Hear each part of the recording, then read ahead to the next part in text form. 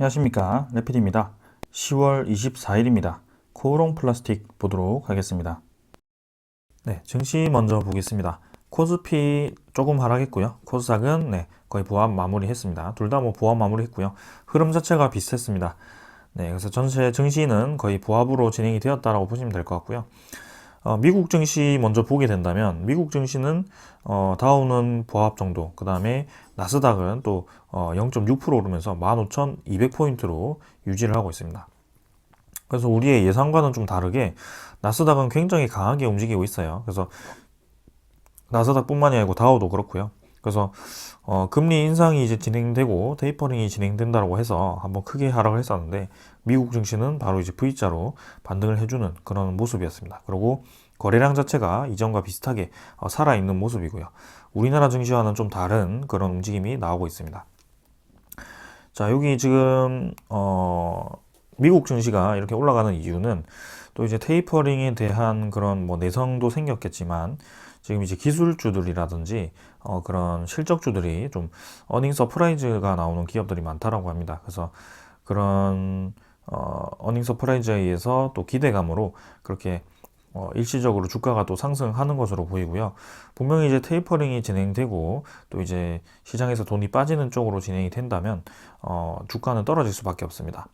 하지만 지금 미국 증시는 아주 강하게 움직인다는 점, 반대로 이제 우리나라 증시는 떨어지고 나서 좀처럼 이제 회복을 하지 못하는 그런 움직임입니다.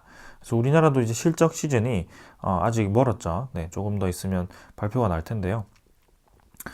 서서히 이제 기업 한 기업씩 슬슬 이제 발표가 날 겁니다. 근데 코스피 지수가 그래도 회복을 잘 못하고 있고요.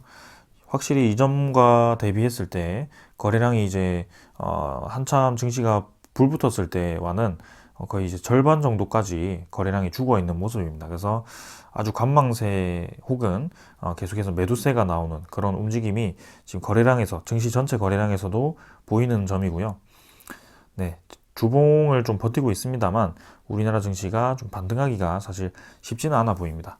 그래서 이런 식으로 추세선을 그었을 때는 계속해서 241선 아래 그리고 추세 상단선 아래에 위치를 하고 있기 때문에 우리나라 증시가 좀 불이 붙기 위해서는 그런 대형주들이 좀 다시 살아나면서 거래량이 거래 대금이 또 살아나야 되는 그런 과제가 있는 것 같습니다. 하지만 삼성전자라든지 그런 대형주의 사이클을 좀 생각을 해봤을 때는 지금 당장에서야 V자로 올라가기보다는 한 몇 개월 정도 혹은 1년 정도를 횡보를 하거나 조금 더 하락을 해서 자리를 잡고 이제 다시 한번 상승 사이클이 왔을 때 그때 올라가는 경향이 있습니다. 그래서 지금 단계에서는 우리나라 증시는 미국 증시보다는 좀 약한 움직임을 계속 이어갈 수 있을 것 같고요. 코스닥도 마찬가지, 나스닥과 비교했을 때는 상당히 이제 많이 못 올라온 모습이죠. 그래서 고점이 이제 점점 낮아지는 그런 패턴이 계속 이어지고 있고, 코스닥도 마찬가지로 거래량이 꽤나 이제 죽어 있는 그런 모습입니다. 그래서 기관 투자자라든지 외국인 투자자가 크게 들어오지 않고 있고요. 특히 외인 투자자가 지금 우리나라 증시에서 집계를 해봤을 때는 좀 많이 빠져나간 그런 모습입니다. 환율 자체도 문제가 좀 있고요. 우리나라 환율이 계속해서 이제 이렇게 올라가는 추세에 있기 때문에 외국인 투자자는 미국 증시가 메리트가 있고 그 어닝 서프라이즈에다가 미국 증시 팔면 이제 달러까지 나오니까 분명히 이제 달러 쪽으로 돈이 몰리는 거죠. 그래서 우리나라 증시에서 외국 증시로 이탈을 하는 그런 경향도 분명히 있을 겁니다. 그래서 이런 거 잘 한 번씩 계속 살펴보면서 여러분들께 전달 드리도록 하겠습니다. 자, 그 다음에는 이제 지수 선물 보면 유럽 증시라든지 미국 증시 오늘 또 플러스로 조금씩 반등을 하고 있는데요. 주말이기 때문에 크게 신경 쓰지 않고 넘어가겠습니다. 자, 채권 수익률을 이제 보면 미국 국채금리 10년물 국채금리가 1.68%입니다. 그래서 국채금리가 계속해서 이제 상승을 이어가고 있죠. 그래서 이제 곧 1.7%대로 좀 있으면 이전 고점을 넘어갈 것 같습니다. 그래서 미국 10년물 국채금리가 이렇게 올라가게 된다면 결국에는 금리 인상에 대한 압박이 나올 수밖에 없고요. 금리 인상 때문에 이 환율이 이제 올라갈 수밖에 없고 우리나라 증시에서 계속 이제 이탈이 나올 것이다. 그런 움직임입니다. 그래서 미국에서도 금리 인상을 했을 때는 미국 증시도 이제 빠질 가능성이 있고, 이 글로벌 증시 전체가 이제 테이퍼링해서 좀 빠질 수도 있죠. 자, 그래서 일단은 보수적으로 계속해서 우리나라 증시는 대응을 하는 게 맞다라고 보고 있습니다. 자, 오늘 이 정도로 증시 보고 넘어가도록 하겠습니다. 코오롱 플라스틱 보겠습니다. 오늘 1,050원 내려서 5.8% 하락을 했고요. 장 초반에 이제 상승으로 전환을 했다가 장 후반으로 갈수록 계속 주가가 밀리는 그런 움직임이었습니다. 17,050원으로 마무리를 했고 17,000원을 겨우 지지를 해주는 그런 모습이었습니다. 시간의 가격은 17,150원으로 약간 상승해서 마무리를 좀 했고요. 일단은 횡보 혹은 계속해서 상승 추세를 이어갈지 둘 중 하나를 선택할 거라고 말씀을 좀 드렸던 것 같은데, 결국에는 이제 횡보하는 방향으로 좀 가는 것 같습니다. 그래서 상승 추세를 이어간다는 것은 21선을 계속 지켜주면서 꾸준히 이제 위로 방향을 향하면서 진행을 한다라는 것이었고, 횡보를 한다는 것은 이 박스권 하단을 지지를 해주면서 다시 한번 반등을 해주면서 또 이런 횡보 구간을 만들면서 이제 21선과 61선의 갭을 메워가는 그런 과정을 만들어 갈 수도 있다, 뭐 그렇게 말씀을 드렸습니다. 그래서 일단 코오롱 플라스틱이 경고 종목 해제, 투자주의 종목 해제 이후에 이렇게 또 2만 원대까지 한번 찍고 그 뒤로 또 음봉을 두 개 크게 이렇게 또 하락을 시켜버렸네요. 일단 500원 정도죠. 550원 정도를 지지 라인으로 형성을 좀 해야 될 것 같고요. 일단은 하락할 수 있는 그 하락pun까지 지금 다 내려왔다고 생각이 됩니다. 그래서 월요일부터는 좀 반등을 해주면서 어느 정도 지지 라인을 다시 만들어가는 것이 좋을 것 같고요. 이런 식으로 다시 한번 위로 좀 치고 나가줘야 될 것 같습니다. 그래서 21선 추세를 꺾지 않는 선에서 이렇게 이평선들이 좀 모여가는 그런 과정을 좀 만들어 가야 될 것 같고요. 결국에는 플라스틱 엔지니어링 소재주에 해당되기 때문에 좀 중장기적으로 바라봐도 좋을 거라고 말씀을 드리겠습니다. 그래서 지금 당장은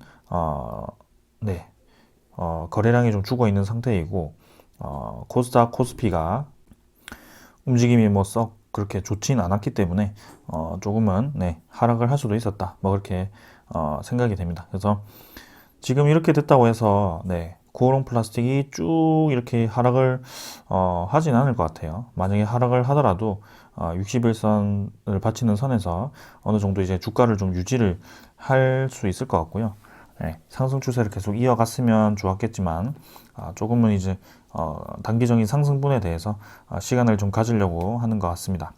그래서 플라스틱 엔지니어링의 핵심은 이제는 금속을 대체할 수 있는 고내열성, 뭐 고마모성, 뭐 그런 식으로 좀 아주 강도가 높은 그런 플라스틱 재질, 특히 이제 플라스틱 재질이 금속보다 이게 무게가 가볍기 때문에 차량 경량화의 핵심 소재가 될 수 있습니다. 그래서 지금 차량 경량화의 핵심은 전기차, 그죠? 분명히 이제 LPG라든지 아니면 휘발유라든지 경유라든지 그런 자동차들에게도 차량 경량화가 좋긴 했지만 지금 이제 전기차와 그 다음에 수소차죠. 이쪽으로 이제 차량이 전환이 되고 있는 그런 시대입니다. 그래서 4차 산업혁명 중의 핵심인 이 전기차인데요.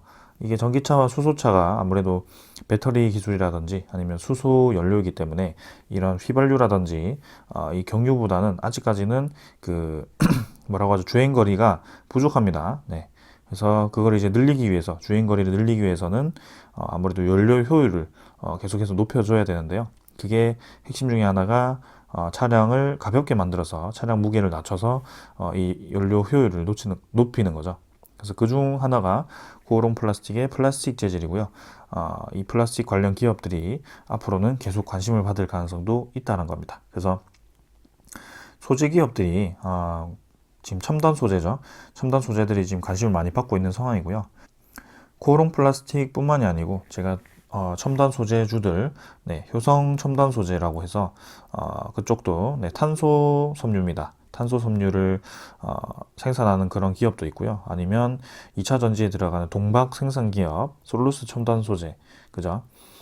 그런 소재들, 아니면은 반도체 소재주들 있죠. 반도체 소재주들도 뭐 후성이라든지 아니면 동진 세미캠이라든지 그런 이제 가스 생산하는 기업들도 있고요. 그래서 앞으로는 네, 완제품 생산 기업들은 지금 이제 조정을 좀 받는 과정이긴 하지만 이렇게 소재 기업들이 계속해서 자기만의 이제 분야와 시장성을 확대를 해가면서 이제 자리 잡을 가능성이 크다라는 겁니다. 그래서 분명히 이제 코오롱 플라스틱도 전체적으로 봤을 때는 이미 이제 시세가 어느 정도 나온 그런 과정이기 때문에 이 시세를 좀 소화하는데 아니면 자리를 잡는데 시간이 좀 필요할 수도 있습니다. 그래서 지금은 이런 정도의 박스권을 형성하면서 좀 시간을 가질 가능성도 있고요. 16,550원을 기준으로 해서 반등을 해주는지 좀 주의 깊게 보는 게 좋을 것 같습니다. 자, 그래서 네, 지금 투자자를 보게 되면 투자자는 외국인이 좀 9,300주 정도 매수를 좀 했고요. 이전에 계속 투자자가 네, 외국인이 좀 나가는 그런 추세였는데 다시 한번 좀 들어와 주는지 확인해 보는 게 좋을 것 같고요. 기관 투자자는 뭐 크게 움직임 없이 네, 몇천 주씩밖에 매수 매도를 하고 있지 않기 때문에 뭐 크게 중요하지 않다라고 생각을 합니다. 그래서 코오롱 플라스틱 지금 이제 시세를 조금 멈추고 잠깐 이제 횡보를 하는 시간이기 때문에 살짝 시간을 가지고 천천히 지켜보는 것도 괜찮을 것 같습니다. 자, 오늘은 이 정도로 마치고요. 다음 주에는 좀 반등을 하는 그런 장이 찾아왔으면 좋겠네요. 오늘 여기까지 하겠습니다. 감사합니다.